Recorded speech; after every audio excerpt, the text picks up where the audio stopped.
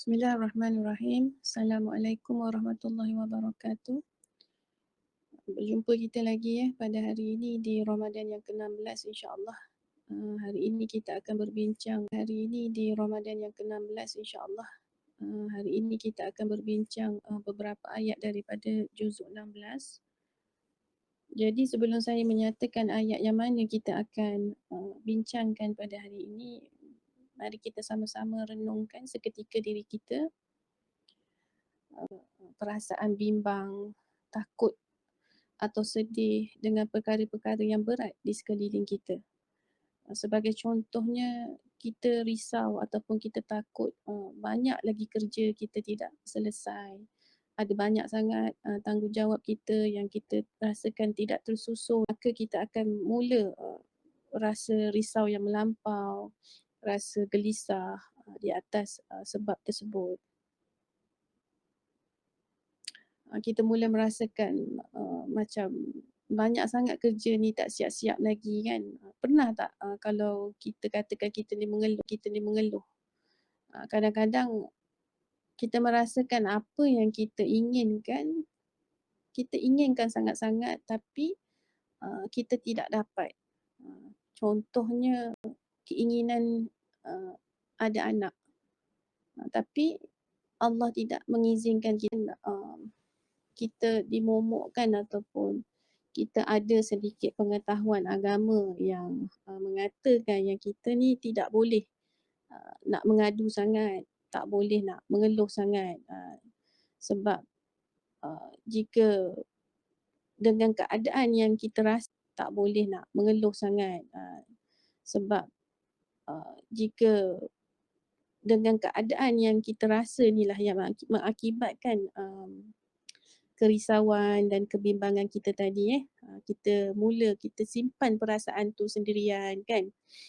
Contoh tadi saya nyatakan ada orang, ada pasangan dia inginkan zuriat tapi Allah tak izinkan, Allah tak berikan tak kurniakan rezeki bagi dia untuk mendapatkan zuriat. Dia rasa takut nak meluahkan apa yang dia rasa dekat macam mendengar orang kata dekat dia jangan mengeluh, jangan nak mengadu-ngadu, semua tu tak betul. Tetapi sebenarnya dalam keadaan sebegitu Islam dan Al-Quran tidak kejam kepada kita sampai meluahkan apa yang terbuku di hati kita. Sebenarnya ada panduan yang telah Allah rakamkan di dalam Al-Quran berkenaan untuk kita manage ataupun cara untuk kita meluahkan perasaan kita. Kalaulah meluahkan perasaan ni salah, jadi bagaimana kita nak terangkan di dalam Al-Quran ada Allah rakamkan seorang Nabi Allah ini iaitu Rasul Allah yang disebut ceritanya dalam Al-Quranul Karim di dalam surah Maryam ayat yang keempat dan para pendengar sekalian, kita pergi melihat kepada ayat yang kelima terlebih dahulu. Dalam ayat yang kelima Allah menyebutkan Bismillahirrahmanirrahim. Wa inni khiftul mawaliya min warai wa kanat imraati aqiran fahabli min ladunka waliya. Bermaksud di situ kalau kita boleh lihatlah apa yang Allah sebutkan dalam ayat ini. Tetapi sebelum itu untuk makluman ayat yang keempat dan kelima ini adalah kisah Nabi Zakaria. Jadi ayat yang kelima yang saya baca tadi adalah keluhan seorang Nabi. Dia seorang Nabi, kalau kita boleh lihat kan, Nabi ini yang mengeluh ini adalah Nabi Zakaria. Tapi apa yang Nabi Zakaria luahkan dan keluhkan? Dia kata, dan sesungguhnya aku merasa bimbang.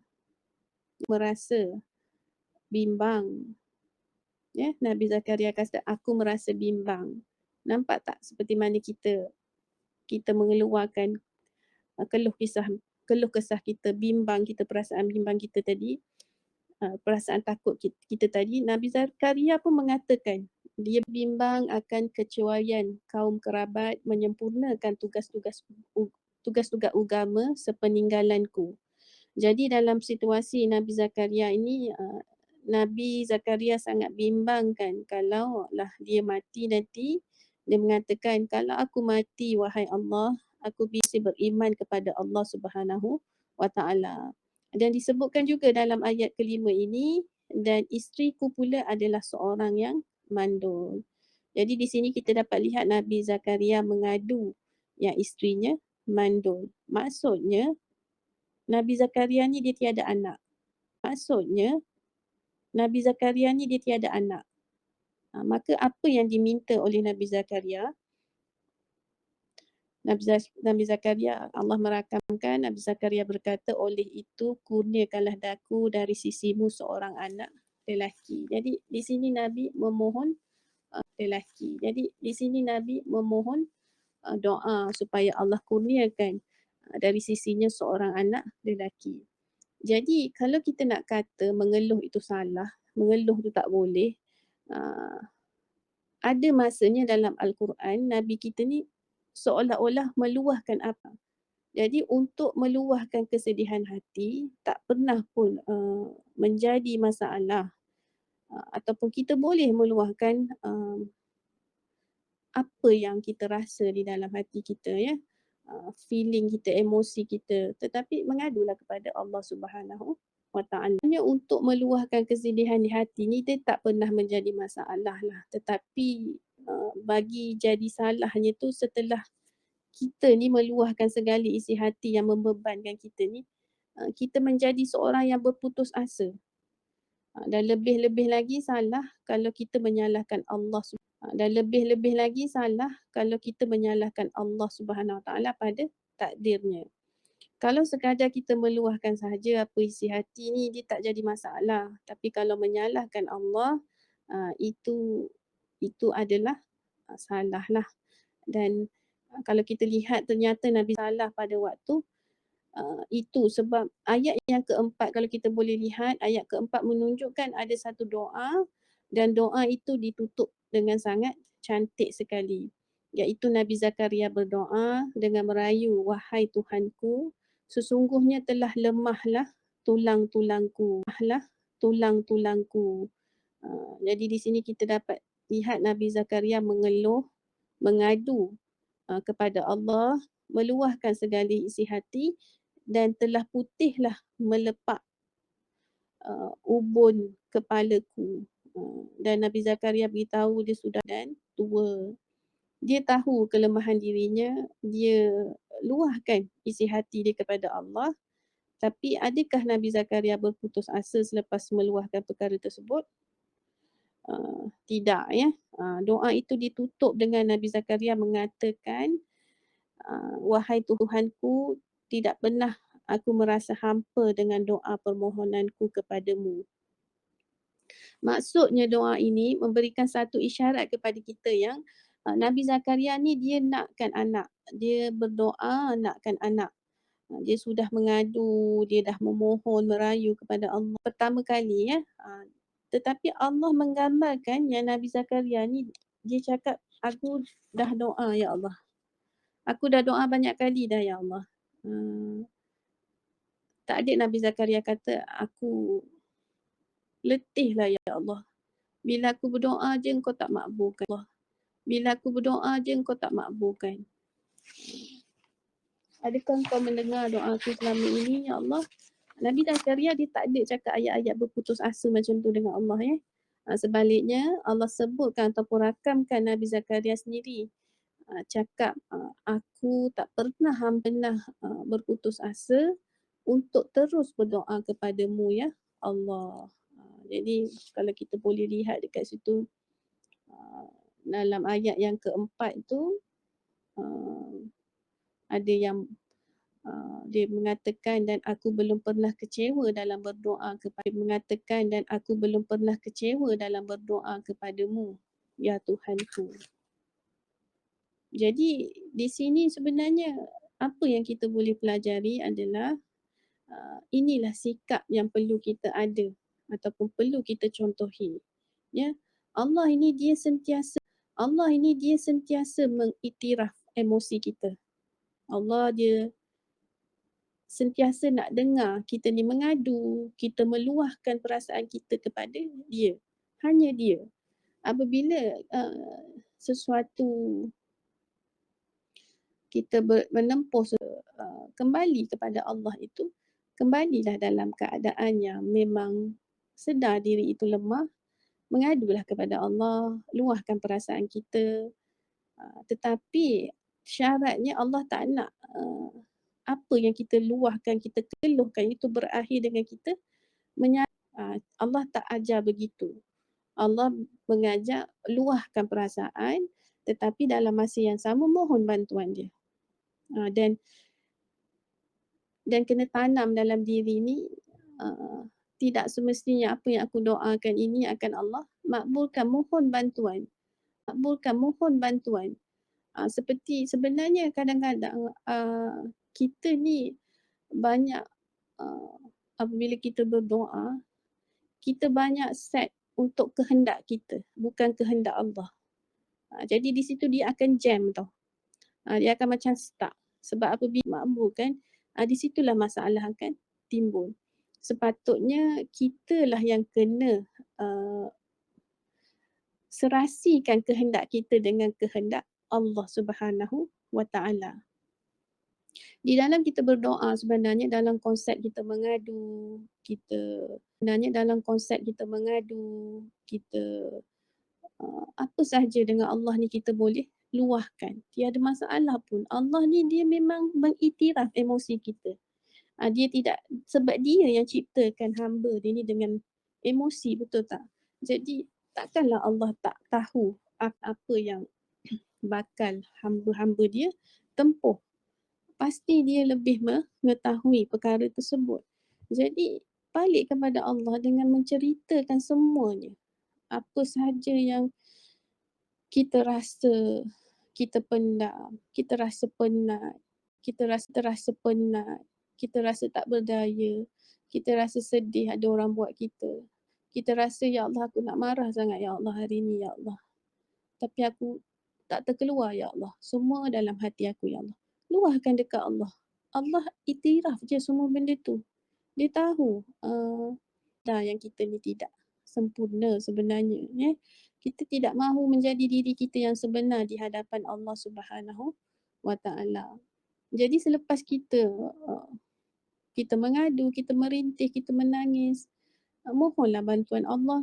Dan apabila memohon bantuan,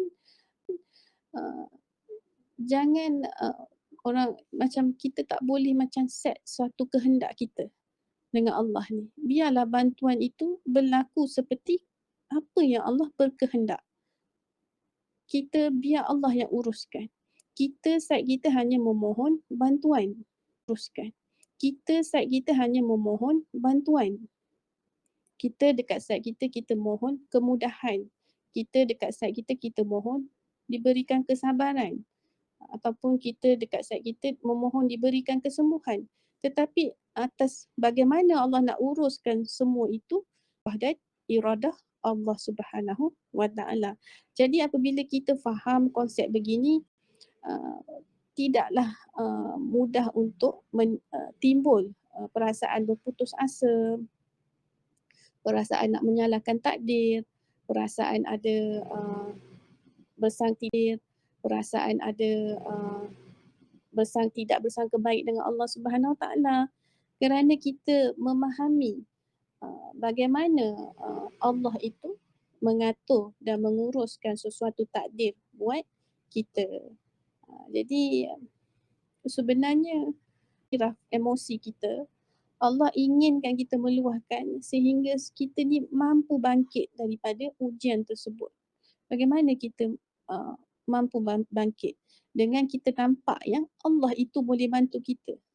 The only way kita ni untuk selesaikan apa yang kita hadapi dengan bantuan Allah Subhanahu wa Ta'ala.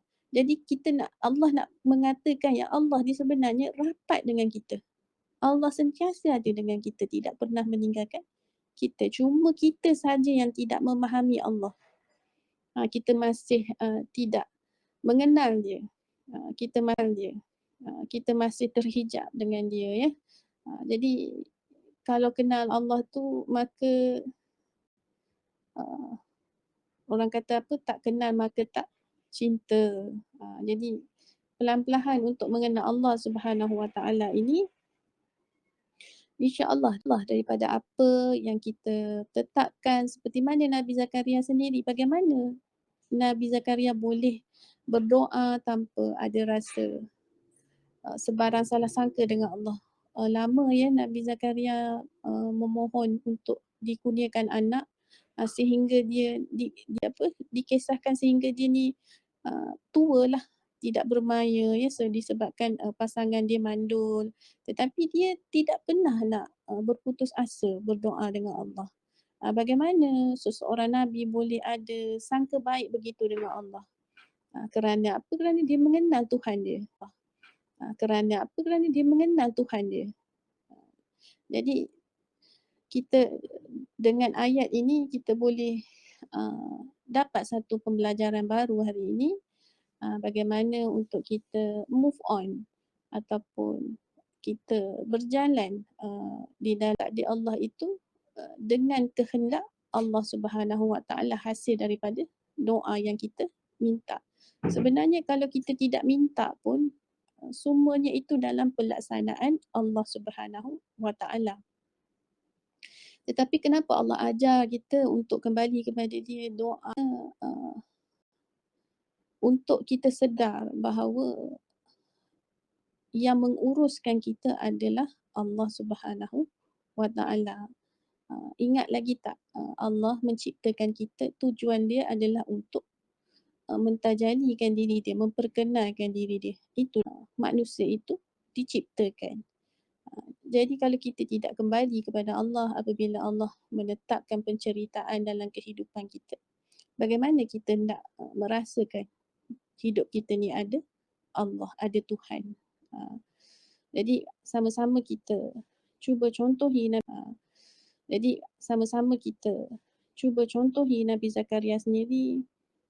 Dan di sini juga Allah Subhanahu Wa Taala menekankan yang betul, Allah tidak mahu kita, Allah Subhanahu Wa Taala nak beritahu dekat kita yang tidak salah untuk beremosi.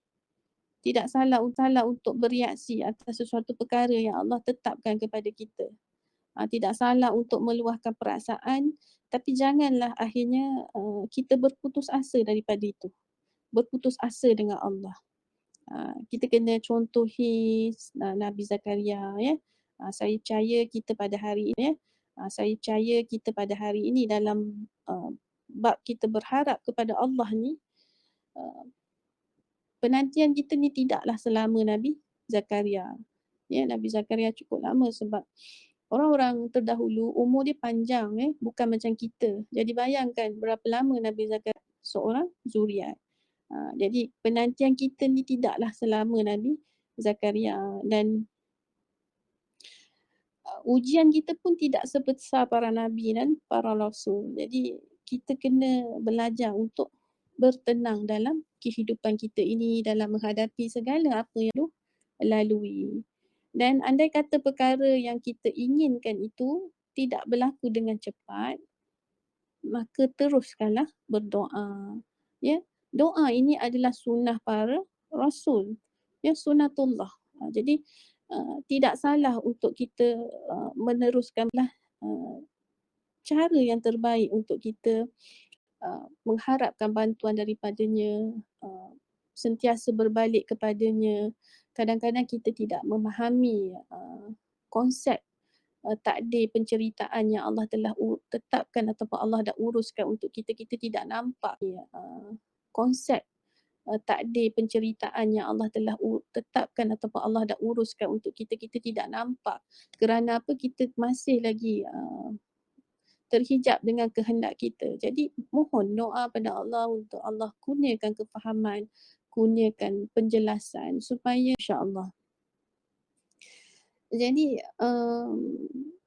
apabila kita berdoa sebenarnya itu adalah senjata kita, dalam kita menghadapi sesuatu ujian yang Allah tetapkan dalam kehidupan kita. Dan apabila kita menghadapi musibah, kita dalam keadaan lemah. Jadi apabila kita lemah, senjata yang paling kuat untuk berhadapan dengan perkara ini, dan ianya boleh menjatuhkan kita ya, iman kita boleh jatuh, ianya adalah doa. Itu ada, kita pernah dengar ayat yang mengatakan, doa itu adalah senjata bagi orang yang beriman. Sebab apabila kita lemah, kita nak berperang dengan perasaan sedih kita, ya. Kita tak boleh pakai pedang nak perang dengan perasaan dengan tekanan perasaan, kita tak boleh pakai machine gun ke, tak boleh. Tapi untuk kita berperang atau menguruskan emosi kita dengan baik, kita perlukan senjata yang paling kuat. Jadi hanya Allah sahaja yang boleh bantu. Sebab apa? Sebab hati ini Allah yang tu. Sebab apa? Sebab hati ini Allah yang pegang. Hati ini milik Allah. Jadi kita doa moga Allah mudahkan urusan apa yang berlaku dalam hati kita ni untuk terus kita tenang, kita rasa bahagia insya-Allah. Bahagia insya-Allah. Jadi mudah-mudahan kisah inspirasi daripada Nabi Zakaria ini memberikan suatu sudut pandang yang baru, memberikan kesembuhan kepada hati kita dan mungkin barangkali mengubah persepsi kita. Ada tempat untuk mengadu, rasa takut nak mengeluh ataupun mengadu dengan Allah. Sebenarnya tak salah ya. Boleh saja nak luahkan apa saja masalah dengan Allah. Jadi kalau Allah itu seperti orang yang paling rapat dengan kita, berbanding makhluk. Tiada diri kita ni luar dan dalam, melainkan Allah sahaja. Jadi kenal Allah, daripada situ akan datangnya cinta. Daripada situ akan datangnya rindu dan daripada situlah akan datangnya perasaan hanya ingin berhubung dan memandang dengannya setiap masa ya. Jadi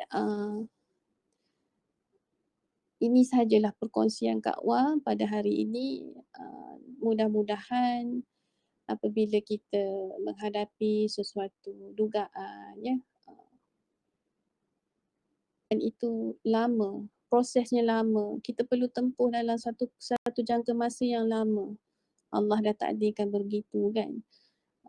Mudah-mudahan kita ingat kisah Nabi Zakaria ni, bagaimana dia tidak pernah berputus asa dengan Allah dan sentiasa berdoa dengan Allah. Isteri dia, orang kata chances untuk dapat anak tu kosong. Kalau ikut zaman sekarang ni tiada sebab mandul. Tetapi dia tidak pernah bersangka dengan Allah. Dia dia tidak bergerak dengan atas kehendak dia. Bersangka dengan Allah. Dia dia tidak bergerak dengan atas kehendak dia, kekuasaan dia. Sebab apa? Rezeki ni, anak ni adalah atas kehendak Allah, kekuasaan Allah. Tiada apa yang mustahil di sisi Allah Subhanahu. Berdoa walaupun daripada sudut pandang sebab dan akibat tu tidak boleh ada di situ anak mandul, tidak boleh dapat anak ya. Tetapi Nabi Zakaria tidak memegang perkara itu sebab dia yakin dengan kudrah dan iradah. Kita ambil ibrah daripada kisah Nabi Zakaria ini dan apabila kita berada dalam satu situasi yang agak berat dan situasi itu tidak pernah selesai dalam hidup kita, dan sampai rasakan yang kita tiada siapa yang boleh membantu kita, tiada siapa yang memahami kita, maka di situ carilah Allah, mengadulah dengan Allah dan berdoalah dengan Allah agar Allah itu yang maha sempurna itu sentiasa berada dengan kita, meliputi kita, tidak pernah meninggalkan kita. dan lihatlah bagaimana Allah menguruskan takdir penceritaan yang dia sendiri aturkan buat kita. Hanya dia sahaja yang boleh menguruskan dengan baik. Hanya dia sahaja yang memahami kita luar dan dalam. Hanya dia sahaja yang boleh menguruskan emosi kita. Tanpa Allah, kita tiada apa-apa, kita tidak wujud pun. Jadi bergantunglah kepada Allah yang telah menciptakan kita, yang telah mengurniakan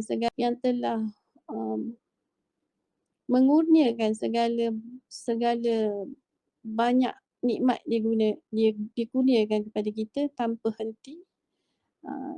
Dan apabila diuji, gunalah senjata yang kita ada, iaitu doa.